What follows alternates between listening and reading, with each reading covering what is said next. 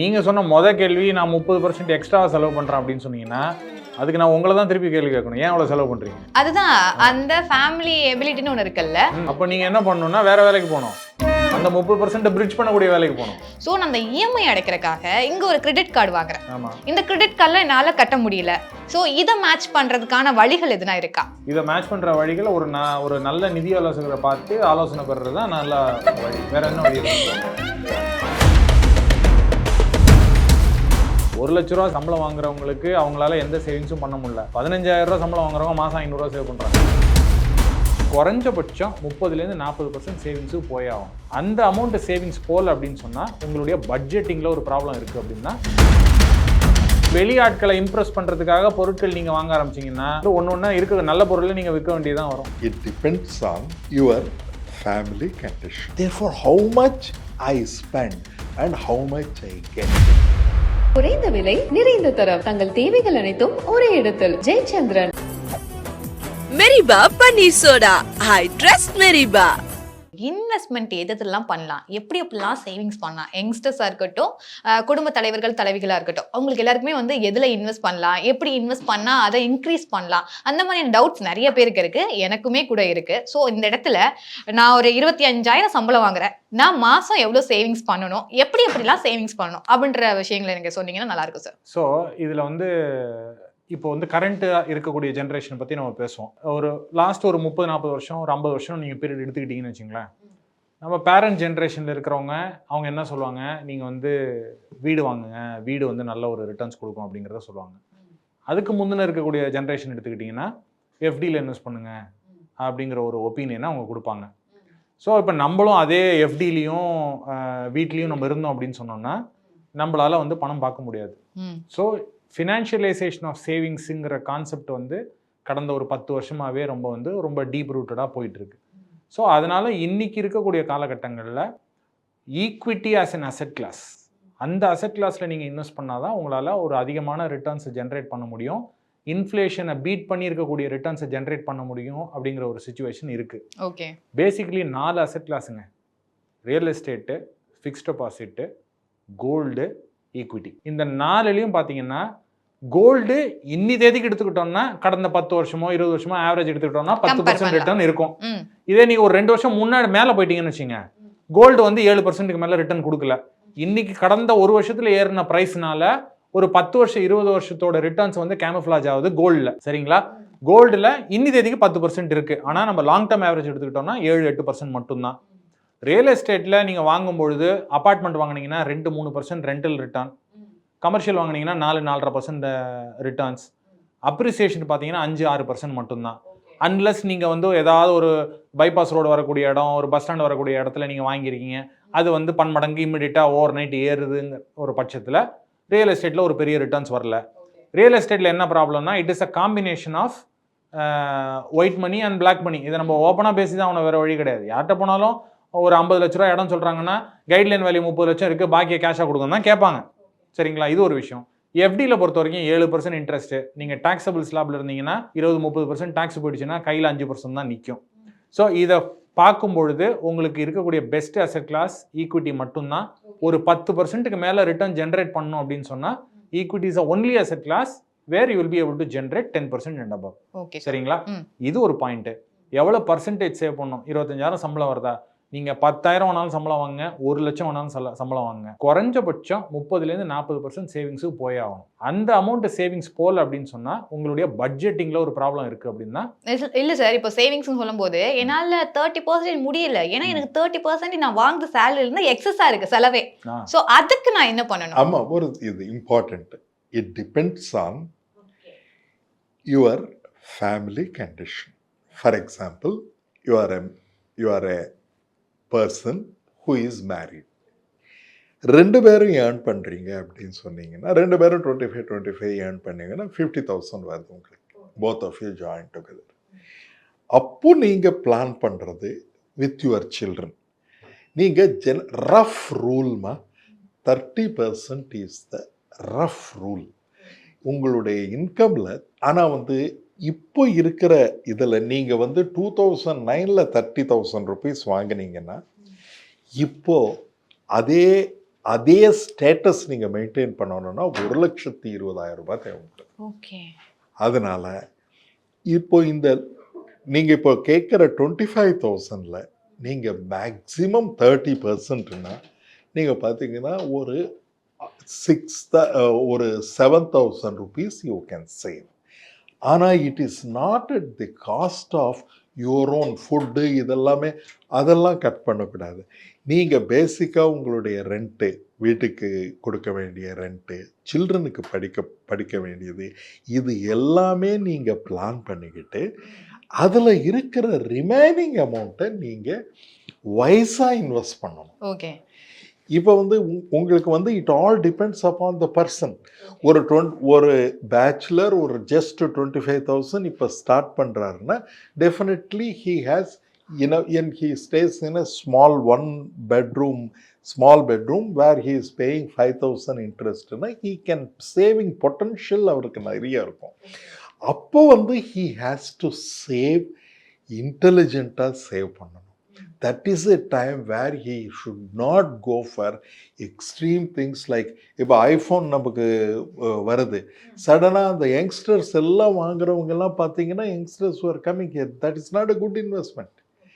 ஏன்னா it may give you a social status, but definitely not a good investment.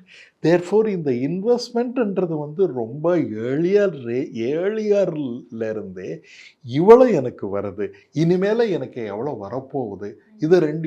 For example இப்போ சடனாக ID கம்பெனிஸில் எல்லாரையுமே வெளியில் அனுப்புகிறாங்க.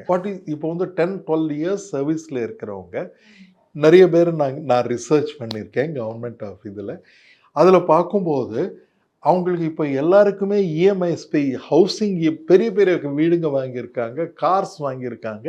அவங்களுடைய status of living have already gone up. இப்போ now suddenly they were asked to go. இப்போ அவங்க எங்கே போவாங்க? You have to be prepared for that particular kind of a situation also. அதனால் நீங்கள் உங்களுடைய investment minimum most Warren Buffett என்ன சொல்கிறாருன்னா, மினிமம் மோஸ்ட் என்னுடைய மினிமலிஸ்டாக இருந்தேன்னா எனக்கு என்ன தேவைப்படும்? ஒரு வீடு தேவைப்படும், எனக்கு ரெகுலராக சாப்பிட்றதுக்கு எவ்வளோ தேவைப்படும், இது எல்லாமே இன்ஃப்ளேஷன். நீங்கள் பண்ணுற எல்லா இன்வெஸ்ட்மெண்ட்டும் அட்லீஸ்ட் இன்ஃப்ளேஷன் எவ்ரி இயர் என்ன விதமாக பார்த்தாலும் 5.5 to 6.5% இருக்குது. அப்போனா அந்த அளவுக்கு பணம் நீங்கள் போன வருஷம் 100 ரூபாய் இருக்கிறது இப்போ 94 ரூபாவாக மாறிடுறது. அதனால் இன்ஃப்ளேஷனில் குறைஞ்சிக்கிட்டே இருக்குது. அதனால் ஒன்று இன்ஃப்ளேஷனை பீட் பண்ணணும், அதுக்கு அடுத்தது இன்னும் நான் ஏர்ன் பண்ணி இப்போ இந்த 14 இயர்ஸ்க்கு அப்பால் எனக்கு ஏதாவது இந்த மாதிரி வந்ததுன்னா அப்போ எனக்கு வரக்கூடியதை நம்ம பார்க்கணும். தேர்ஃபோர் நீங்கள் கேட்குறது it depends upon the individual, it depends upon his family ability, it depends upon his wealth creation. அவர் ஒரு கிளியர் கட் பிளான் இருந்ததுன்னா தென் ஒரு எனி எமர்ஜென்சி, ஹெல்த் எமர்ஜென்சி வரும்போது நான் என்ன பண்ணணும்? தேர்ஃபோர் அதுக்கு என்ன இன்சூரன்ஸ் எடுக்கணும்? Now insurance industry are giving large amount. அது டெஃபினட்டாக தேவைப்படும். As you go age insurance will be இதுக்கு முன்னால் 1800ல் average age of Indian is 25 years, இப்போ 70 இயர்ஸ். ஆனால் உங்கள் மாதிரி இருக்கிறவங்களுக்கு it is going to be 85 years. 85 years இருக்கும்போது நீங்கள் 60 இயர்ஸில் ரிட்டையர் ஆக முடியாது. You have to plan another 25 years. At that time also you should be earning. Therefore, how much investment I am making in myself? நான் படித்து இப்போது இந்த இதில் நிறைய எப்படியெல்லாம் இம்ப்ரூவ் பண்ணிட்டு இருக்கேன், என்னுடைய ஸ்கில் செட் எல்லாமே இம்ப்ரூவ் ஆகிட்டு இருக்கா, இல்லைனா பழைய நிலைமையிலே அப்படியே ஸ்டாக்னன்ட் ஆகிட்டு இருக்கிறேன்னா அப்படின்னு சொல்லி இல்லாமல் நீங்கள் ஸ்லோலி அதிலிருந்து க்ரோ ஆகணும். ஒரே நிமிஷம் சார், அதுதான் சார். இப்போ நான் சொன்ன மாதிரி நீங்க சொல்றதும் ஓகே. எனக்கு தான் சொல்றேன்ல, நான் வாங்குறதுல இருந்து 30% நான் அதிகமா கடன் வாங்குறேன். ஸோ இந்த கடன் வாங்காம இருக்கிறதுக்கான பிளான் சொல்லுங்க. பிளஸ் இப்போ வந்து ஒரு ஃபேமிலியில இருக்காங்க, ஹஸ்பண்ட் அண்ட் ஒய்ஃப் 2 பேர்கிட்ட இருந்தும் வந்து ரெவன்யூ வருதுன்னா 2 பேருமே சேர்ந்து 30% சேவிங்ஸ் வச்சா ஓகேவா, இல்ல 2 பேருமே 60, இப்போ 30 60 இருக்கணுமா, அது சொல்லுங்க. இல்ல பர்சன்டேஜ் தான் நம்ம சொல்றோம். ஆமா. அதனால 2 பேரும் சேர்ந்து 30% சேவிங்ஸ் இருந்தாலே ஓகே. ஓகே தான். பட் நீங்க சொன்ன கேள்வி நான் 30% எக்ஸ்ட்ரா செலவு பண்றேன் அப்படின்னு சொன்னீங்கன்னா அதுக்கு நான் உங்களை தான் திருப்பி கேள்வி கேட்கணும், ஏன் அவ்வளவு செலவு பண்றீங்க? அதுதான் அந்த ஃபேமிலி எபிலிட்டின்னு ஒன்று இருக்குல்ல, தென் என்ன சுத்தி இருக்கக்கூடிய ஒரு விஷயங்கள் அப்ப இருக்குல்ல. நீங்க என்ன பண்ணணும்னா வேற வேலைக்கு போகணும், அந்த 30% பிரிட்ஜ் பண்ணக்கூடிய வேலைக்கு போகணும். ஓகே, சரிங்களா? கரெக்ட். நான் ஒரு விஷயம் சொல்றேங்க, நாங்க வந்து இன்வெஸ்ட்மெண்ட் அட்வைஸ்ல 20 இயர்ஸ்க்கு மேல இருக்கும். 15,000 ரூபாய் சம்பளம் வாங்குறவங்க பெட்டரா சேவ் பண்றாங்க 1 லட்ச ரூபாய் சம்பளம் வாங்குறவங்களை விட. ஸோ அதனால it is all in the mind set. நான் கம்மியாக சம்பளம் வாங்குறேன், எனக்கு செலவு அதிகமாக இருக்குங்கிறது யாரும் நடக்கிறது இல்லை. 1 லட்ச ரூபா சம்பளம் வாங்குறவங்களுக்கு அவங்களால எந்த சேவிங்ஸும் பண்ண முடியல. 15,000 ரூபா சம்பளம் வாங்குறவங்க மாதம் 500 ரூபா சேவ் பண்ணுறாங்க. அதுதான் நீங்கள் நடந்துகிட்டு இருக்கு. ஸோ அந்த மாதிரி உங்களுக்கு வந்து அதிகமான நீங்கள் வாங்குற இன்கம்மை விட உங்கள் செலவினங்கள் அதிகமாக இருக்குன்னா ஒன்று அந்த செலவினங்களை கட் பண்ணணும், இல்லை உங்கள் இன்கம்மை மேட்ச் பண்ணணும் செலவுக்கு ஈக்குவலண்டா. வேற வழியே கிடையாது. வேற என்ன வழி சொல்ல முடியும்? ஓகே, இப்போ நான் இதை மேட்ச் பண்றதுக்காக நான் மந்த்லி இஎம்ஐன்னு ஒரு இடத்துல போறேன். சோ அது தவிர்த்து கிரெடிட் கார்டுன்னு ஒரு இடத்துக்கு போறேன். சோ இது ரெண்டையுமே நான் என்ன பண்றேன்னா, இப்போ நான் வாங்குற சம்பளத்துல இருந்து சரி ஓகே இது ஒரு விதமான சேவிங்ஸ் மாதிரி, எனக்கு பொருள் எல்லாம் வீட்டுல இருக்கு, என்கிட்ட ஒரு ஃப்ரிட்ஜ் இருக்கு, இப்போ கார் இருக்கு, பைக் இருக்குன்னா இதெல்லாம் நான் இஎம்ஐல போட்டுறேன். ஓகேவா? இதெல்லாமே வந்து மந்த்லி சேலரில இருந்து இஎம்ஐயா போயிடுது. சோ நான் அந்த இஎம்ஐ அடைக்கிறதுக்காக இங்க ஒரு கிரெடிட் கார்டு வாங்குறேன். இந்த கிரெடிட் கார்டுல என்னால கட்ட முடியல. சோ இதை மேட்ச் பண்றதுக்கான வழிகள் எதுனா இருக்கா? இதை மேட்ச் பண்ற வழிகள் ஒரு நல்ல நிதி ஆலோசகரை பார்த்து ஆலோசனை பெறதுதான் நல்ல வழி. வேற என்ன வழி இருக்கு? இல்ல சார், நீங்க சொல்றது கரெக்ட். நீங்க இன்னைக்கு இருக்கக்கூடிய ஆவரேஜ் மிடில் கிளாஸ் பர்சன் ஒரு புதுசா ஒரு வேலைக்கு போயிருக்காங்க, 25-26 வயசு இருக்கு, அவங்களுக்கு மேரேஜ் ஆகல, அந்த மாதிரி இருக்கிறவங்கள இந்த பிரச்சனை நடந்துகிட்டு தான் இருக்கு. ஸோ அதனால உங்களுக்கு வந்து உங்களுடைய வருமானத்துக்கு ஏற்ற மாதிரி நீங்கள் வந்து விரலுக்கு ஏற்ற வைக்கும் வருமானத்துக்கு ஏற்ற மாதிரி உங்கள் செலவினங்களை வச்சுட்டிங்கன்னா எந்த பிரச்சனையும் வரப்போகிறது இல்லை. நீங்கள் செலவினங்களை அதிகப்படுத்துறது, சார் சொன்ன மாதிரி போய் ஐஃபோனை வாங்குறது, 1.5 லட்ச ரூபா ஐஃபோனை இஎம்ஐல வாங்கிக்கிறது. இன்னைக்கு தான் இஎம்ஐல 5 நிமிஷத்தில் கொடுத்துருவாங்களே, எல்லா மொபைல் ஷாப்பில் போனாலும் 5 நிமிஷத்தில் கொடுத்துருவாங்க. ஸோ வெளி ஆட்களை இம்ப்ரெஸ் பண்ணுறதுக்காக பொருட்கள் நீங்கள் வாங்க ஆரம்பிச்சிங்கன்னா நீங்கள் வந்து ஒன்று இருக்க நல்ல பொருளை நீங்கள் விற்க வேண்டியதான் வரும் எதிர்காலத்தில். ஸோ அதனால budgeting very important, financial planning very important. நீங்கள் கரெக்டான பாயிண்ட்டை கொண்டு வந்தீங்க. இந்த விஷயத்தினால தான் நம்ம வந்து ரிப்பீட்டடாக நம்மளுடைய இன்வெஸ்டர் அவேர்னஸ் ப்ரோக்ராம் நாங்கள் நடத்துகிற இடத்துலலாம் இந்த விஷயத்தை தான் கிளியராக சொல்லிக்கிட்டு இருக்கோம். இதை கிளியராக பார்த்துக்கிட்டோம்னா நமக்கு வந்து எக்ஸஸ் வர்ற இன்கம்மை தாண்டி நம்ம போய் செலவினங்கள் பண்ண போகிறது கிடையாது. ஏன் பண்ணக்கூடாதுங்கிறத தெரிஞ்சுக்கணும். சப்போஸ் இன்னெவிட்டபிளான ரீசன்ஸ்க்கு நமக்கு செலவினங்கள் இருக்குது அப்படின்னு சொன்னால் மேபி உங்கள் டயத்தை வந்து தப்பான ஒரு எம்ப்ளாயர்கிட்ட நீங்கள் ஸ்பெண்ட் பண்ணுறீங்க, அதனால உங்களுக்கு இன்கம் கம்மியாக இருக்குது, மேபி ஒரு பெட்டர் ஆப்பர்ச்சுனிட்டி நீங்கள் வெளியில் பார்த்து அந்த இன்கம் இன்க்ரீஸ் பண்ணிக்கணும். ஓகே, இதுதான் வழி, வேறு வழி கிடையாது. ஆனால் நீங்கள் சொன்ன மாதிரி இப்போ நீங்கள் ரொம்ப ஒரு இம்பார்ட்டன்ட் பாயிண்ட் சொன்னீங்கன்னா, எனக்கு 25,000 ரூபாய் சேலரி வருது, அதில் ஒரு 20,000 ரூபாய் இந்த இஎம்ஐக்காக கட்டி இந்த ஃப்ரிட்ஜு எல்லாமே வாங்கிட்டுறேன் நான். அது மாதம் போகிறது எனக்கு தெரியல.